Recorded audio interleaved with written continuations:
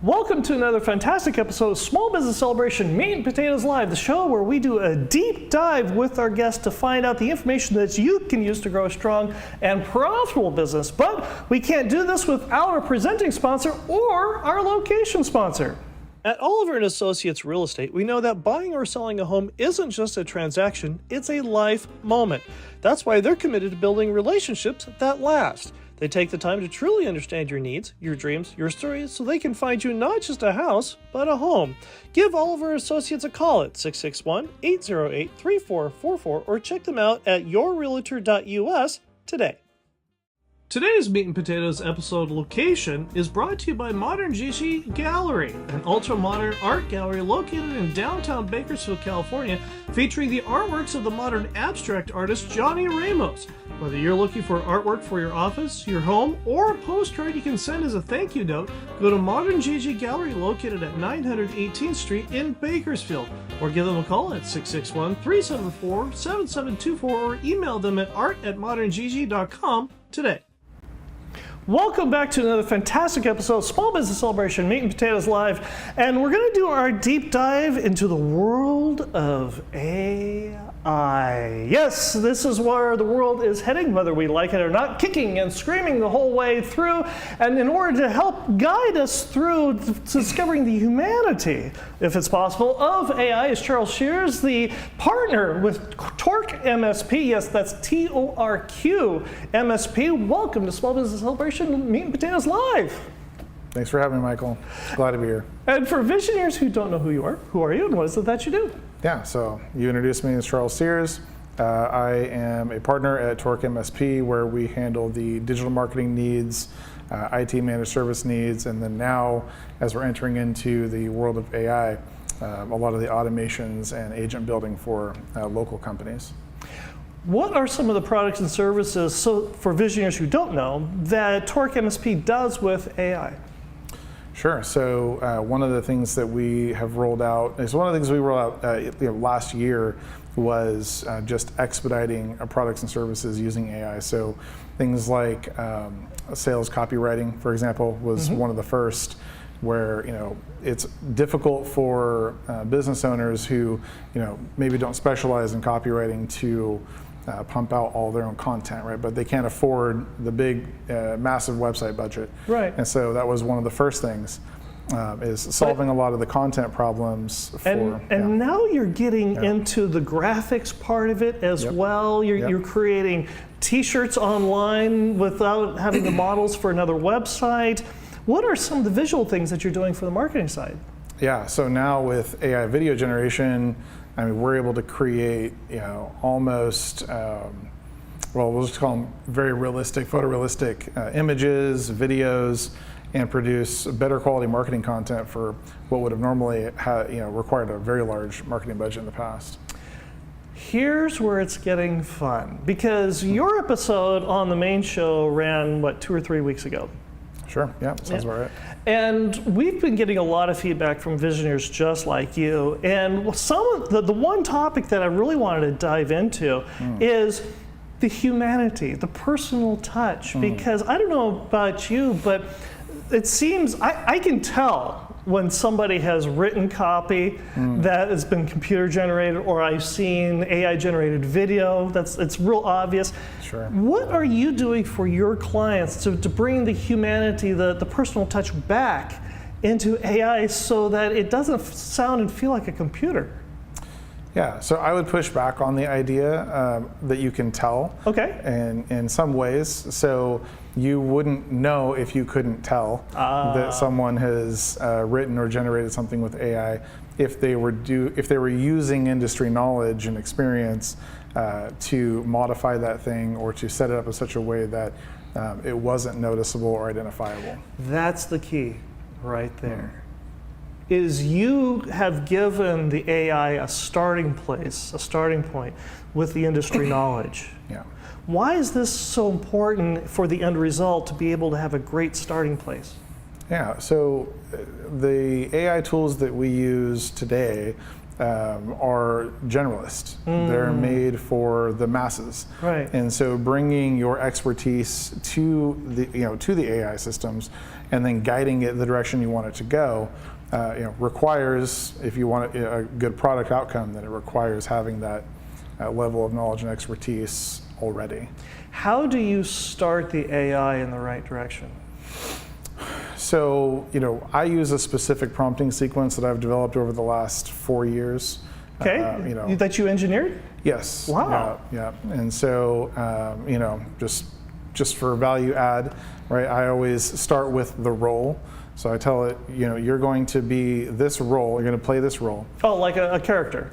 Yeah. Okay. So it might maybe a character or maybe a position or title. Like if I want it to be a marketing strategist. Okay. You're going to be a marketing strategist, and then I give it the instructions, and you're going to do these things, right? You're going to write sales copy for these things, and then I give it constraints. So role, instructions, constraints, and I say, the constraints are just the bumpers, right?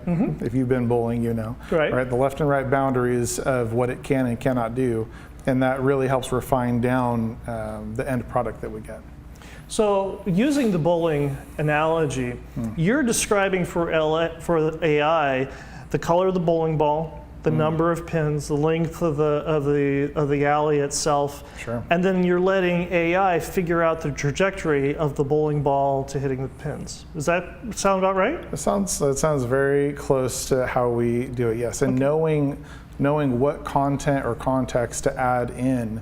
For example, even just your general marketing agency or marketer as someone who called themselves a marketer doesn't start with the target audience or the ideal client profile. Oh, sure. Right. So by us bringing in the demographics and the psychographics and saying, hey, use these as some of the meat and potatoes, right? For what you're going to create or generate, and then do it in this form or fashion, then we get exactly what we're looking for, and then we use our own knowledge and experience, expertise to refine that.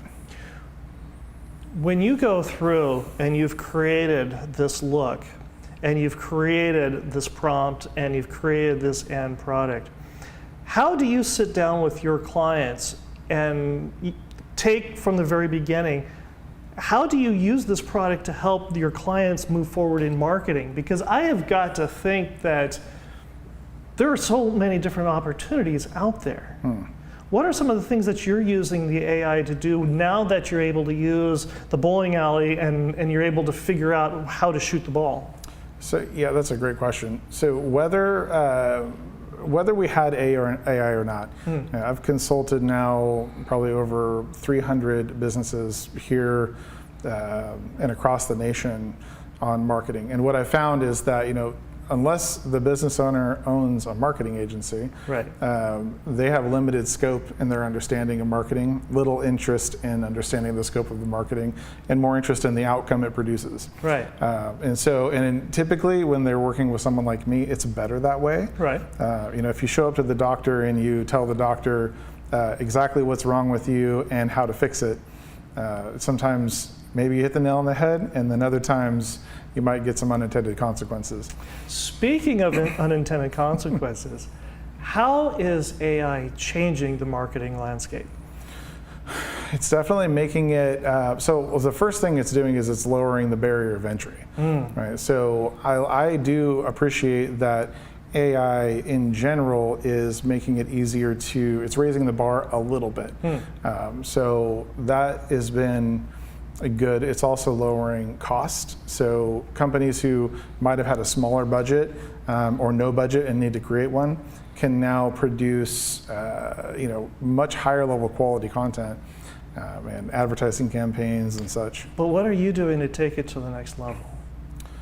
So we're building agents, and we're using the large language coding models and things to build custom software that ties specifically to business needs, whereas before it might have cost millions of dollars to do something like that and years of development to solve one problem. We're able to do that at an expedited pace. So we're taking it to the next level by bringing in enhancements for your current employees, right? The prompts, the tools, the things that are going to make them better at their job, faster at their job, more accurate at their job, and then also filling in the gaps where maybe you couldn't hire an employee, but you still need a task done. And Visioneers, that brings us to the fortune cookie game. Now Visioneers, if you're not familiar with the way the game works, I have a sealed fortune cookie here in my hand, and our guest has to take said fortune cookie, open up the seal, open up the fortune, and read the fortune cookie message inside and add "in my business" and elaborate. Now you do realize, Charles, the world rests upon your shoulders about your ability to open up the fortune cookie, read the message, and get the fortune and how it applies to your business correct. Oh man. It's all on you now. It's all on you. He's opening up the cookie. He's pulling out the fortune, and it's there you go. There you go. Listen, my blood pressure is already high enough. And your fortune says. Let's set this down. Let's see.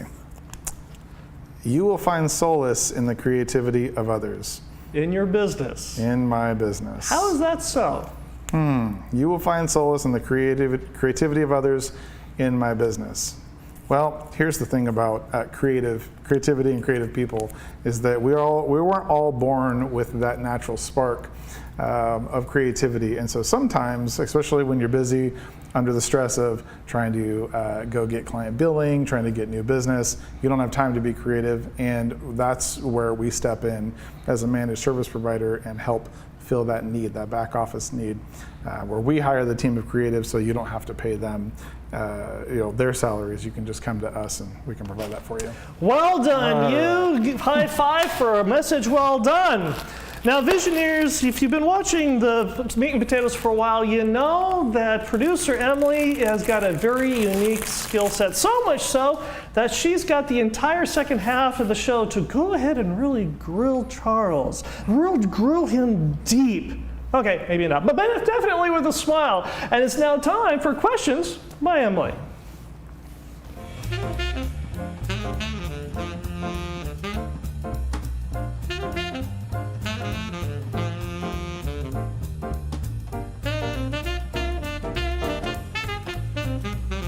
And Questions by Emily is sponsored by Cazador Consulting. Need elite talent to grow your team? Cazador Consulting Group in Bakersfield is your go-to partner in staffing and direct hires.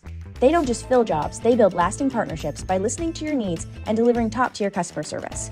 At Cazador, mutual success isn't a goal, it's the standard. This is more than staffing, it's building your team so you can build your business. Visit CazadorConsultingGroup.com or call 877-800-4622. That's CazadorConsultingGroup.com or 877-800-4622, and let's build your future together. Hello Visioneers, it's time for Questions by Emily. I'm Emily, and if you've got questions, feel free, drop them in the chat. We're live right now, and I'll make sure to ask Charles. But starting out, taking some questions myself. Here we go. So we had an interesting thing happen recently on our main show. AI has decided to go through our video and say that it's political in nature, even though it's a toy store, and we just talked about toys the whole time. But I'm curious, your thoughts on AI policing itself? Yeah, I mean, the thing to start with is that humans, we know human error, right? Humans aren't perfect, and so AI is made by humans, and so we're building in that imperfection into the systems that we're creating, right? And we know now, at least for now, that they're not as good as what we could do on our own, like not a trained professional. So we're going to have these hiccups along the way, and life is about trade-offs. And so if we want to be able to post free content and not have to pay for these things, then unfortunately those are going to be some of the trade-offs that we have to make. But do you think going forward, that's what's going to happen as well? Because if we're imperfect humans trying to develop a perfect robotic system to answer all of our questions and deal with life, is that something we'll see in the future? Will it continue to be its own police? Will it get better than humans? Or do you think it'll only be as good as we are? I think in a lot of ways, AI has shown that it's already better than most humans in certain aspects. There's a big argument out there about this AGI, this pie in the sky, this artificial general intelligence. And my argument is that AI is already generally intelligent. If I go ask it a question, we're able to train artificial intelligence on a plethora of topics to the PhD level of knowledge and expertise, whereas PhDs are 1% of the world's population or less. And so where we say, what is artificial general intelligence? Well, if I can go in and ask any general question and get back an answer that I wasn't aware of, even being an educated person, then we have to ask ourselves, well, sure, maybe that's a one shot I'm getting an answer, but there are people out there working on things that are completely autonomous. And I don't know if that completely answered your question. So by and large, it's probably going to be better than the average human. It's definitely going to be better than the average human. And I guess it really it depends on what we define as better. So more capable, sure. But that whole argument of good and evil, discussion of good and evil and what that's going to mean for humanity, that's still up in the air. So what's one program besides ChatGPT? Because we've all heard of that, but one program besides that business owners should be using? Oh man, yeah, so ChatGPT is good. Obviously ChatGPT is a category of text generation. If we move into image generation, there are more categories, it's a different category, more tools. So the image generation side, I would say, things like Sora, Midjourney, those are good image generation tools. If we move into the video side, Sora is good at video. There's tools like Runway, and now the new thing is VO3. So Google's VO3 is producing video that you can't even tell the difference between real life and the video you're watching. So wow, people they've done tests and shown that people can't tell the difference. Oh dang, it's that realistic. That's crazy. So then maybe what's one of your favorite AI prompts if you were to give a business owner, take it to one of these platforms and say, make me do this for your business? I think it's not so much the prompt as it is the problem. What I've seen in every business that I've come across is that it's always the leadership that is holding a company back, and their knowledge, their skills, their capabilities, their characteristics. For example, I'm very heavy on the operations and implementation side. I have the vision for where we're going, but stopping the forward motion to maintain some of the other aspects of the business isn't my strong suit. And so, if I was going to go to AI to help me with that, one, I would find AI tools that are going to fill that need.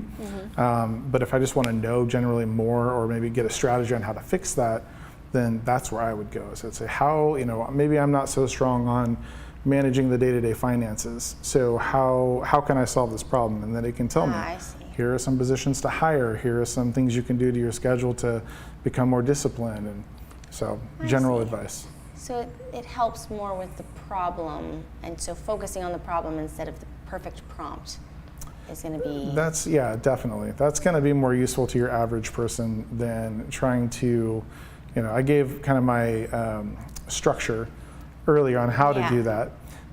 So I think focusing on the problem, the pain, and asking for a solution would be the best way. Well, sometimes just even I found asking it, okay, what do I need to be asking you? Or what are some asking questions? for the right questions is definitely an advanced strategy. Asking for the questions. Well, I'm curious, in your business, so if somebody comes to you with $1,000 versus $10,000, and they say, do everything in my business they want to reach $1 million revenue that year. Sure. If they come to you with $1,000 versus $10,000, what are some things that you're going to do differently? Yeah, I mean, at the end of the day, we're not in the era of completely autonomous AI systems. And so we still have labor costs we have to cover. We still have to, just like every other business, make sure everyone can feed their kids, right? And so the market still works the way it works. We haven't seen the massive economic impact of AI yet. Maybe not like what we'll see in maybe 2030 to 2035. So $1,000 is a really good starting place, but generally speaking, like you should be spending 8 to 10% of your budget on marketing. Okay. So they come to us with $1,000 and say, okay, well we can do these things. Maybe that's a one-time thing. If it's a month, if they don't have a budget, well then we bring in Tracy, who's one of the partners, and we say, Tracy, help them, manage their finances and their cash flow a little better so they can set a budget. And if they don't have, we run into businesses that don't have marketing budgets all the time. And typically what we find is that companies, especially smaller companies, like the 1 to 3 years, sometimes the 3 to 5 years, if they haven't gotten a consultant yet, is they're heavy spending on operations, trying to work their way out of the business as the owner. And they didn't build in, which I made this mistake too early on. Luckily, I did the marketing, so I knew, right? I had some of that, but they're spending way too much on operations, or they're not charging enough, or they're not collecting money on time, or they're paying some bills before getting the money. Those are like the big problems we see. And we say, okay, we need to fix those problems in your business, and so we're going to bring in a consultant, fix those problems, set you up with a proper marketing budget, and if it's $1,000, it's $1,000. But typically once you get to about $500,000, $600,000 in revenue, that's when you really start building and advertising into your company. I see. So then I'm curious, what is the most commonly asked question you get, and the most commonly given statement that you're like, I've heard that a million times, the statement is wrong, and the question could be answered this way? Because I'm sure you get a lot of people thinking they know, but they've only heard bits and pieces. Maybe besides the I don't have a budget statement, the best, or we'll say the most common question we get, definitely not the best question, but the most common question we would get from like a newer business owner is, what am I going to get for this? Or what am I going to get for this money? And so what they don't, what a early on business owner doesn't really understand is probabilities and how the market works. And so, we're used to going to a store, go to Albertsons, and you go to the shelf and there's a loaf of bread, and I'm going to pay $3.25 for this loaf of bread. You're going to get the whole thing of bread, not half the bread. The bread's already made. I'm going to take the bread home. I'm going to be able to use the bread, consume the bread.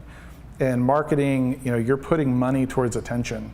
And so human behavior is unpredictable. We don't own the platforms that we advertise on. Really, we're just very fortunate that there are other people, kind of like you here, who are out building content and gathering attention so that companies can advertise. Without platforms like Facebook, without platforms or without content creators like you guys, there wouldn't be a place to showcase your business. You would have to do it the old way, go door to door, just like I did. Yeah, I did that when I started my first pool company, right? Knocking on doors saying, hey, I've got this service, do you want to purchase it? So yeah, definitely the what am I going to get for this is the very first indicator, first symptom that, okay, this business owner is going to need some coaching on how this works and what we can do for them and what we can't do for them. So then what kind of outcomes can be measured? Yeah, so KPIs, so key performance indicators, you can definitely track data. Now, there's something called attribution, where you're trying to attribute marketing dollars to new leads. Right? So, early business owners mistake leads for sales. Right? That's definitely one big mistake. So bringing leads in, people who are interested or curious about a product or service.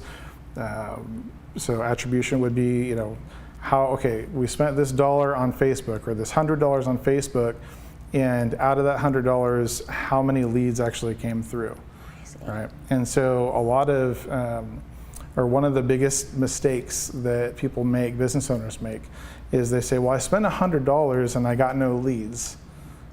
They have no idea that, cost per acquisition or what it costs to get a new customer in the door for their business might be $2,000. Right, so for our marketing agency, for us to go out and advertise in the general market, it takes on average a spend of about $2,000 to acquire just one time. If you spend $2,000 on average, then you can expect to get one client if you do it the right way. So for every client we get, we're going to have to spend about $2,000. It's cost per acquisition. So a lot of new business owners don't understand that it costs money to bring clients in the door, right? So that's definitely one of the big challenges. So the best we can do is go out and track how many clicks, how many conversions, how many leads came in the door. We can give you that information. I can't tell you how many you closed. You have to tell me how many you closed. And then from there, we kind of get a bigger picture of, hey, is this campaign working? Is your definition of what's working correct? And how do we kind of meet in the middle there? It's kind of like a billboard, right? No one's going to come into your dental office and say, well, I saw it on a billboard, and so therefore, I'm going to come to this dentist. But seeing it every single day. Yeah, it depends on what's on the billboard. So, in advertising, you have brand. A lot of companies do branding. So to what you're saying, it's it's just repetition. It's seeing the brand. It's saying, okay, when I think of tissue, I think of Kleenex, right? Or when I think of a dentist, I think of whatever dental companies are out there, right? So that's repetition. That's branding. If you want immediate results, then you need to have an offer. You need to give them something to be excited about to come into your business. Like, you might see these things like braces for as low as $99 a month or something like that. You can get more people into your office that way, but you need to either yourself or know a marketer who knows how to do what's called direct response advertising. So that's definitely a different field that requires a deeper knowledge of psychology. But it sounds like either way, they should come to you. Yeah, definitely hire a professional. I'm obviously a little biased on that, but yeah, we have a good team, and we've helped hundreds of businesses here in town. Well, thank you. And if business owners want to get in touch with you, how do they do that? Yeah, so you can call us 661-369-7000, and you can email me directly, charles@torqmsp.com, spelled just like there on the shirt, TORQMSP.com. You can find us on social media, but yeah, definitely email would be the best way, or phone call, and one of our team members will get you right in. Great. Well, thank you so much for being here. Yeah, thanks, Ellen. Appreciate the questions. Well, and Visioneers, if you want to see all the lovely other content we have, check out our main show. This week we had on Jim Gillis of KRRJ Collections. We talked about tapping into micro niches and how leveraging celebrity partnerships can help skyrocket your brand's credibility. That is a mouthful to say. It was a great episode. We have episodes that go up every Saturday, and every Monday is our live show. So feel free, come back, stay in touch, subscribe, and we will see you next week for Meat and Potatoes Live.